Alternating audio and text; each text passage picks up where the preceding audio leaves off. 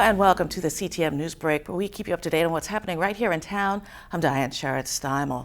We are in the midst of hurricane season, and officials want everyone to be prepared. They say that planning in advance for a tropical storm or hurricane will help mitigate the damage to your property, better protect your family, and reduce the burden on public safety personnel in an emergency situation. Of course, we should always be prepared for an emergency. Year-round, there's a number of things we need to be aware of. For example, snowstorms in the winter, but also hurricanes in the summer. And as you recall, in June of 2011, there were the tornadoes in Western Mass. The nice thing about preparedness is if you make a few little preparations, it's not that big a deal. Of course, with the gas explosions in North Andover, Lawrence, Andover, nobody expected that. How could you? But if you had a grab-and-go bag, you don't have to think at the time, well, where's my toothbrush? Worse, where's my diabetes medication? And if the pharmacies are closed, what do I do with that? One of the pieces of literature that's available, and you can get this online, the Red Cross and FEMA work together on preparing for disaster, and this kind of booklet gives you useful information about how to prepare. Some of the tips that you'd want to be thinking about, for example, is where are you and your family going to be if disaster strikes? If it's in the middle of the night, you want to make sure everybody evacuates. You might want to practice an evacuation plan. There is no one perfect way to do a 72-hour kit.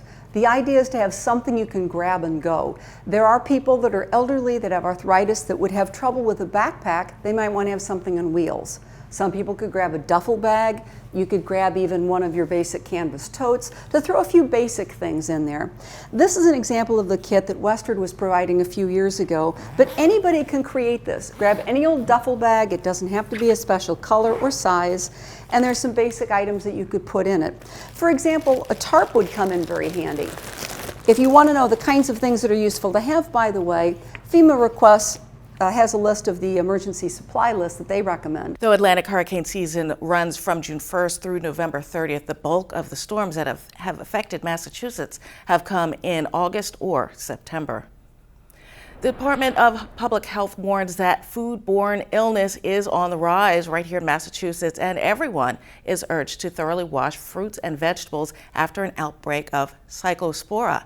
That is a foodborne illness that causes gastrointestinal symptoms that can sometimes be severe.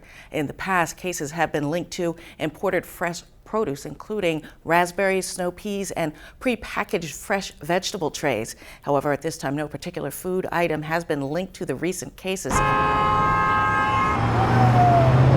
A dubious distinction. A new study by Quote Wizard found that Chelmsford is at the head of the top 5 communities with the worst drivers. They say that the intersections of major highways of 495 and Route 3 create a traffic chokehold. The other towns on the list are Andover, Peabody, Plymouth, and Billerica. The rankings are based on the number of accidents, speeding tickets, drunk driving arrests, and moving citations. Go easy out there, people. Great job, guys! The new chairman of the Merrimack River Watershed Council Board and a handful of others will kayak 117 miles from the headwaters of the river in New Hampshire to the mouth at Plum Island to focus attention on its economic, recreational, and environmental importance. Combined sewage overflows, commonly called CSOs, from the Lowell, Haverhill, and Manchester, New Hampshire wastewater treatment plants, among others, have become a serious concern in the Merrimack Valley, and the Watershed Council is looking to find a solution.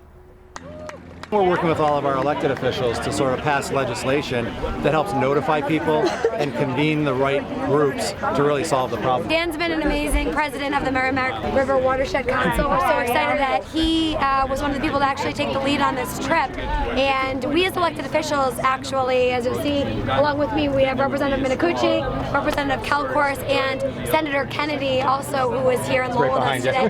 Who's right behind us doing a different interview.